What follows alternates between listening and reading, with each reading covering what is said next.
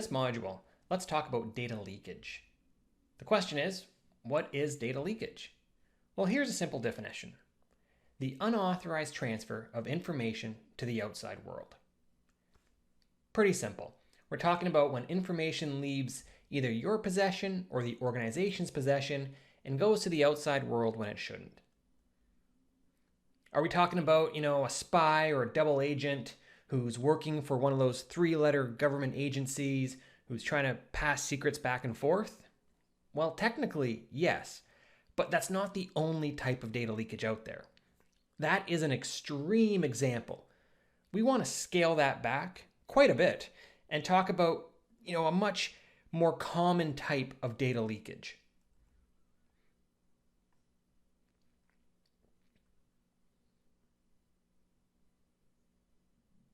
Hollywood might make it seem like this is common, but in fact, we're going to see that it's not as common as what maybe we assume it is. We've already talked about data classification, and we know that not all data is equal. And we could even think about that in our personal lives. Some data is more sensitive than others. Maybe we might have a piece of mail on the table, and if somebody sees it, you're not too concerned. Maybe it's just junk mail that you received, or maybe it's something that, you're just not too concerned with. But then there might be a piece of mail on there that you're okay with certain people seeing, but not okay with other people seeing. And then there might be a piece of mail that only you want to look at. And this could be the same for data. Maybe there's photos on your phone that you're comfortable with certain people looking at, but you're not comfortable with other people looking at. We don't give these types of data classifications personally. We don't classify them as classified or secret or top secret. We just say they're private to us and we don't want others to see them. Businesses work the same way. They might not have official classifications for their data, but their data is still classified somewhat, even if it's just internal and external. For example, social media, a lot of people post a lot of public things, and they're comfortable with that information being public. Other people keep information private, or they set their accounts to private so others can't see. So what happens if confidential data is viewed by someone who shouldn't be viewing it, such as the public? Well, this is data leakage. Well, how often does this happen? It sounds like it shouldn't really happen too often. We have the tools, we have the technology, and data leakage really shouldn't be a problem. Well, that's the wrong assumption. There are no tools or technology that can fix this. Now, there's tools and tech that can help us and solve some problems, but data leakage typically falls in the hands of humans. And because of us, it happens quite often.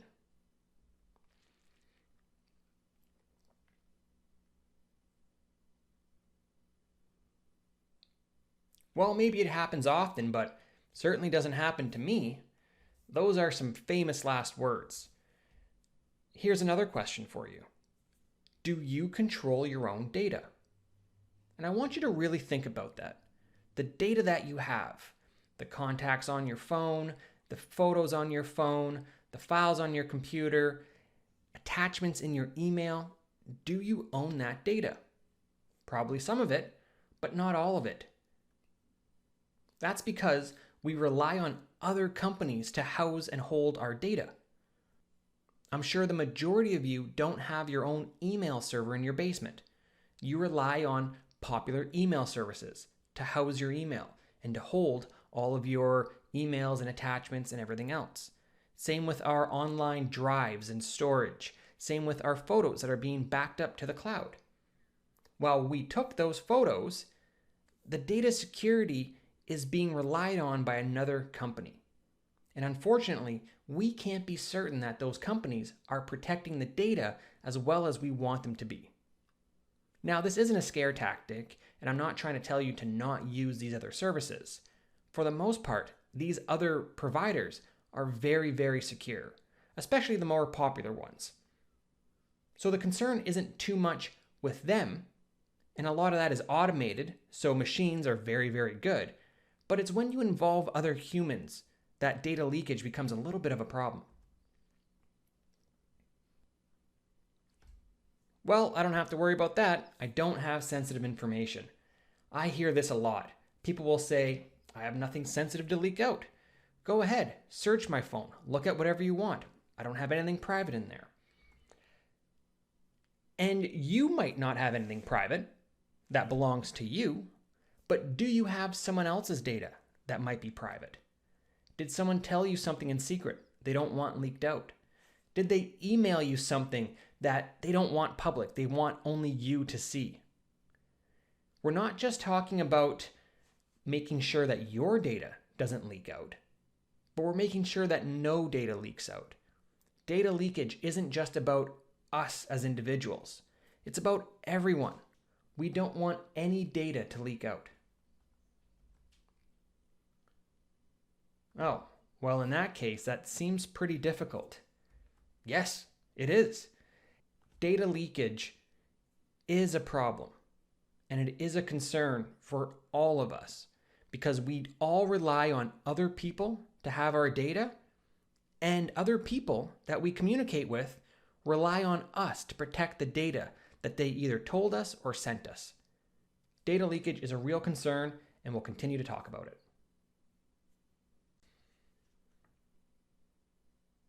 Okay, so we have a pretty good understanding of what data leakage is, but let's look at some examples of how data leakage happens. Oops, I made a mistake. That's okay, mistakes happen, we all make them, but sometimes mistakes can be really bad and lead to very bad consequences. Have you ever started typing someone's name for an email, assumed it was the right person, hit tab, and then you sent it, only to realize moments later that you sent out an email to the wrong person, or maybe they replied back to you and said, "Are you sure this was for me?" That can be a bit of a problem. Have you ever sent a text message to the wrong person simply because your thumb and your brain just failed you?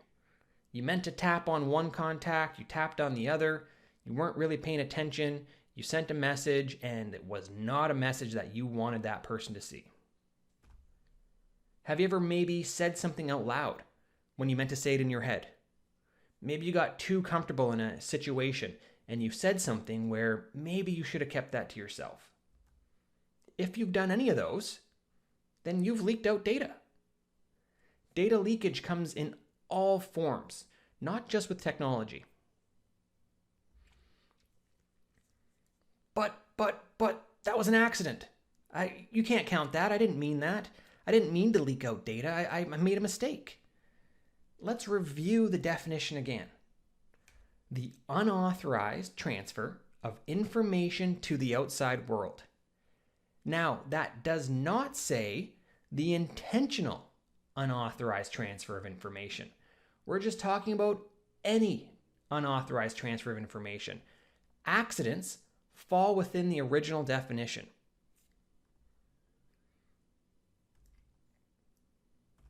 And in fact, it has its own term, accidental data leakage. Let's look at some examples. Sending an email to the wrong person. And we talked about that before, where maybe you get a little too comfortable, start typing in a name, send it, and not realize who it was sent to. Hitting reply all and sending data out to everyone.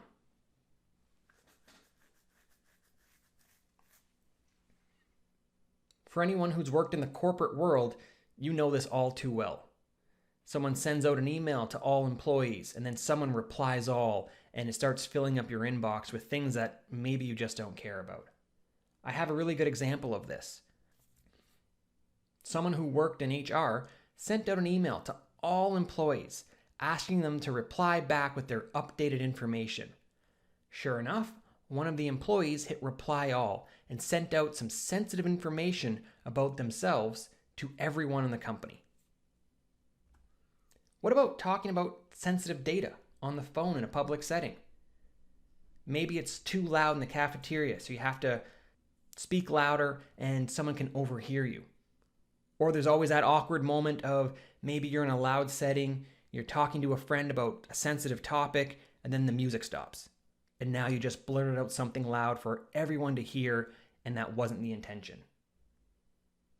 What about sending the wrong documents over email? Now, this is different than the first one. We're sending the email to the right person, but we're attaching the wrong documents. So you have your intended recipient, everything's good, but when you've attached a file, you had the wrong name or the wrong file, and now that person is being exposed to sensitive data. And that attachment, whoever that belonged to, their data has now been leaked. Having work documents on your laptop or phone and leaving those devices unlocked. Maybe you're in the cafeteria or the staff room and you're on your phone and you step away just for a moment, but that gives the opportunity for someone else to look through your phone. Maybe they're going to find something sensitive about you, but they might also find something sensitive about someone else who trusted you with that information. The same goes for leaving your email open. It's really convenient to step away from your computer and not having to worry about logging out of your email and then coming back and logging back in. But again, someone could snoop through your email just like they could with your phone or laptop and find sensitive information. Now, the act of doing that, the act of somebody sneaking around, going through your unlocked phone, that is intentional on their part. But if data leaks out, if that person finds out something they're not supposed to, you have leaked out information accidentally because you left your phone unlocked and available. And not shredding sensitive documents. We all get mailed things with our name and our address and maybe additional information. If we throw that in the garbage, somebody could get that. Dumpster diving is a real thing, and that is a real threat. People can go through the garbage to try to find out information. Our intent isn't to have our information leaked out, but it could happen if our documents aren't shredded and disposed of properly. This is for us personally and for businesses. Okay, well, those are pretty much all of the examples. That covers it all. Not even close. Mislabeling data. You have something that's classified, yet you label it as public, and now everyone can view it when they weren't supposed to. You don't encrypt your data, and we'll talk about that more a little bit later on, but if your data is not encrypted, then anyone can read it, and maybe that's not the intention. A configuration error. Sharing a document with the wrong person. Similar to what we talked about before, but a lot of us now back up information to the cloud, which is encouraged. You should always back up your data. And the convenient part about that is you can access your data from your phone or from any computer. And you can also share that link with anyone. But you need to be careful on those sharing permissions. Oftentimes you can share it with just an individual or with anyone who has the link. You want to make sure you have that configured properly.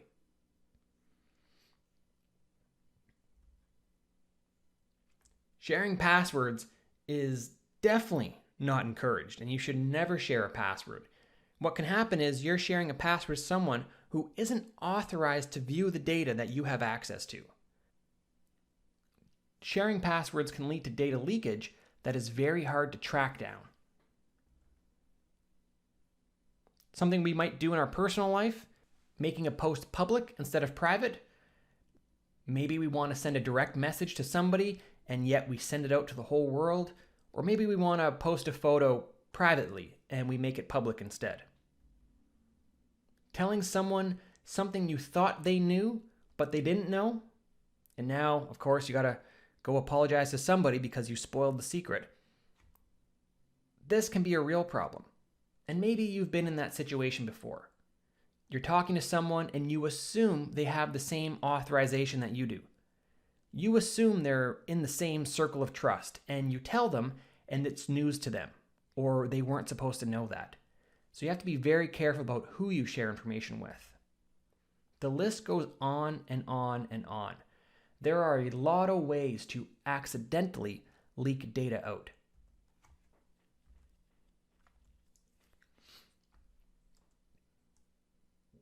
Everything I previously talked about is not an exhaustive list.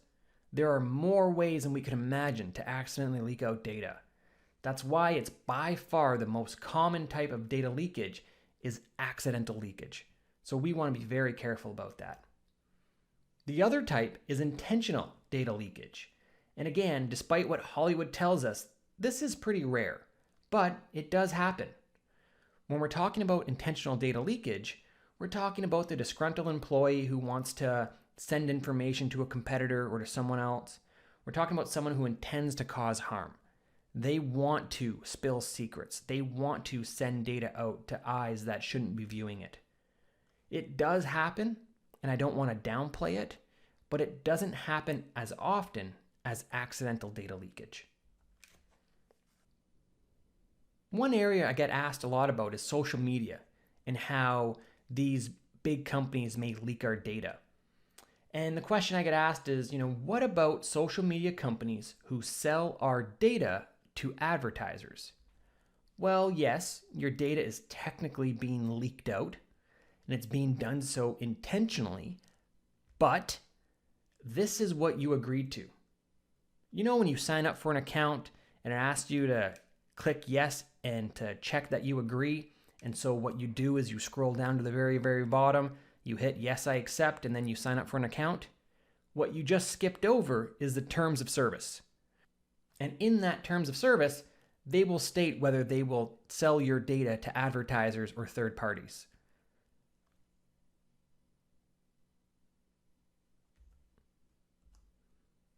So yes, your data is being sold, but you agreed to it. So you need to be very careful on what you put on the internet. Images, posts, stories, whatever it might be, once you put that out there, it's impossible to get it taken down from the internet.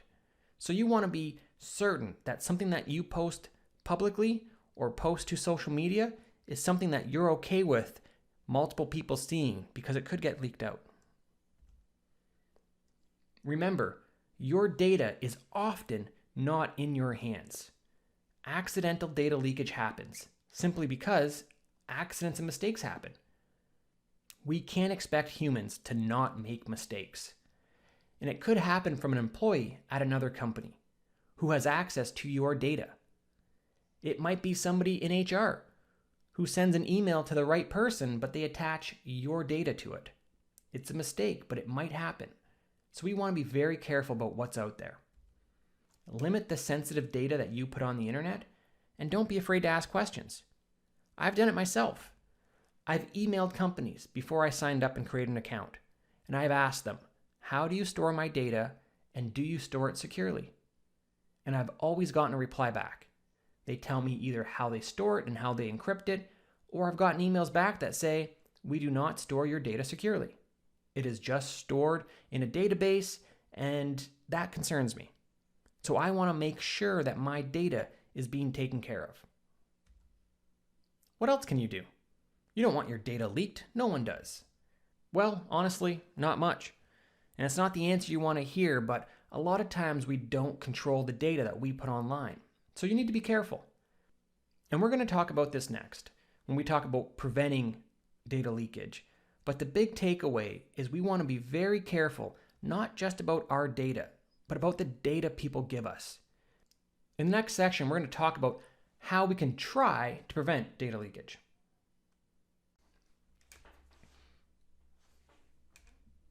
I think now we have a good understanding of what data leakage is and the two types, accidental and intentional, but let's talk about how we can prevent this.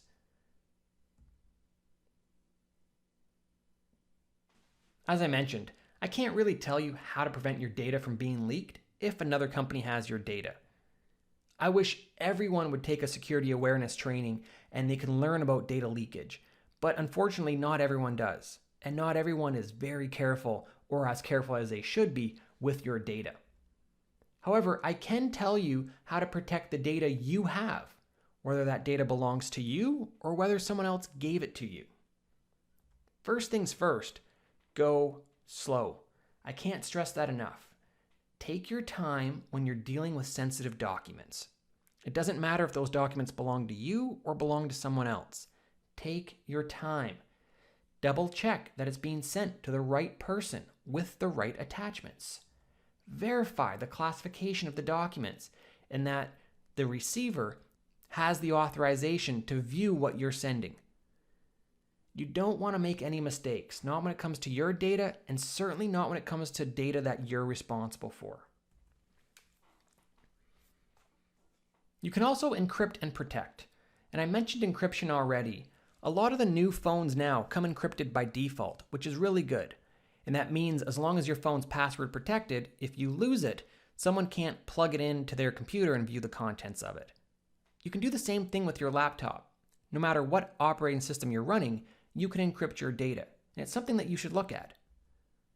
You also want to make sure you're password protecting your devices, just so snoopy people can't view them.